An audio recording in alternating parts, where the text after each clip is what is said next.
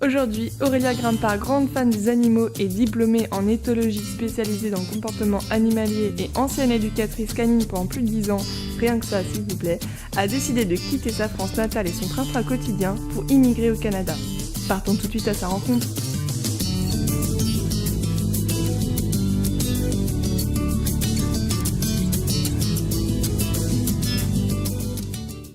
Donc Vancouver.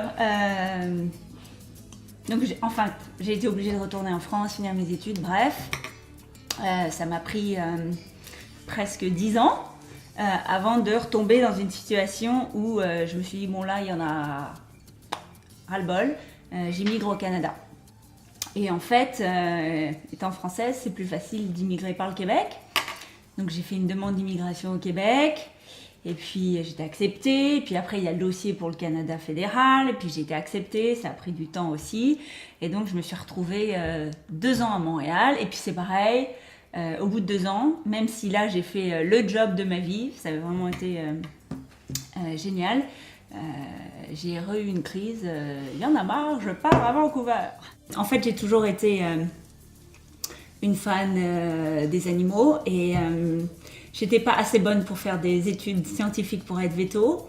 Donc j'ai commencé à faire de la psycho, et en faisant de la psycho, je suis arrivée sur l'éthologie, qui est la science qui étudie le comportement animal. Et donc pour moi, ça a été comme un moyen de pouvoir retomber un peu sur mes pieds et de faire quelque chose avec les animaux. Et donc je commence à travailler dans une animalerie.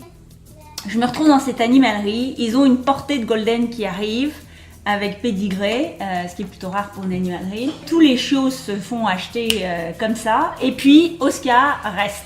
Un jour, je me suis lancée, je me suis dit, bon, bah, ce chien, personne le veut, moi je veux un golden, 1+1 font 2, on va prendre Oscar. Et il a travaillé avec moi pendant que j'étais éducateur canin, etc., etc.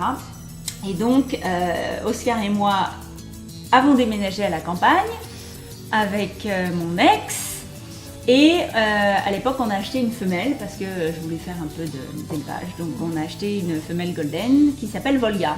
Et donc de la portée, sur 8 chiots, il y avait 6 femelles, 2 mâles. Et j'ai gardé le premier-né mâle. C'est un nom ridicule qu'on lui a donné, hein, j'en suis consciente, désolée mon chien. Mais en même temps, c'était tellement le portrait craché de son père déjà quand il était bébé qu'on l'appelait, pour rigoler, Junior. Mais je l'appelle Jun.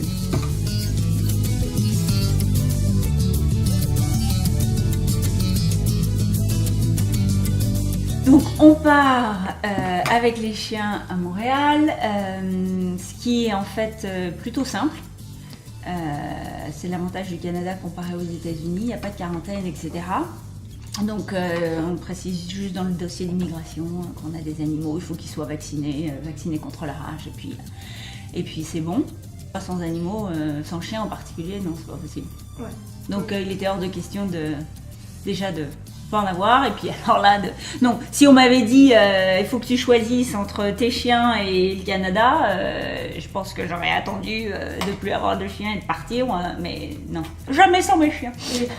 C'est aussi pourquoi je suis tombée amoureuse de Vancouver, parce que pour moi c'est le mélange idéal d'avoir une ville, quand même une grande ville, moderne, urbaine, avec tout ce que ça comprend, et puis le côté complètement nature, avec la chance d'avoir un Stanley Park, l'océan qui est juste là, et plein d'espaces verts, ce qui n'existe pas en région parisienne.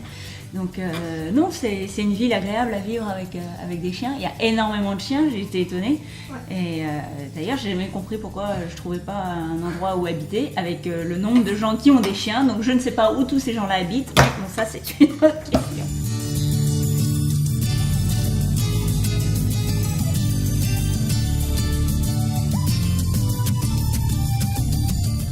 Différence d'avoir des chiens en France et au Canada. Forcément, il y a des avantages et des inconvénients aux deux. Niveau espace, c'est sûr que c'est génial d'être au Canada avec des chiens.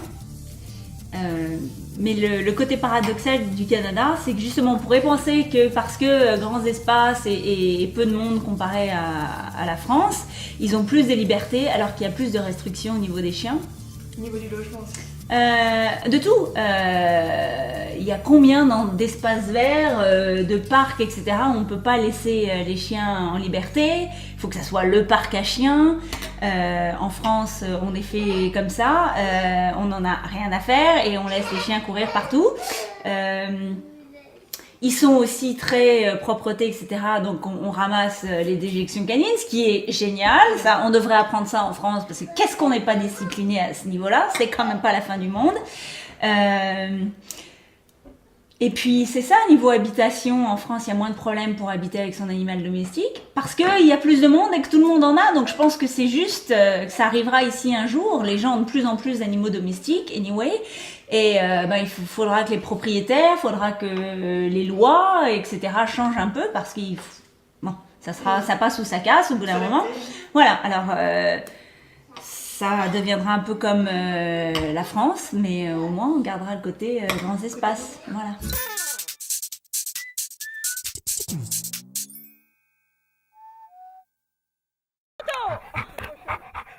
Est-ce qu'on a tout dit, Toto?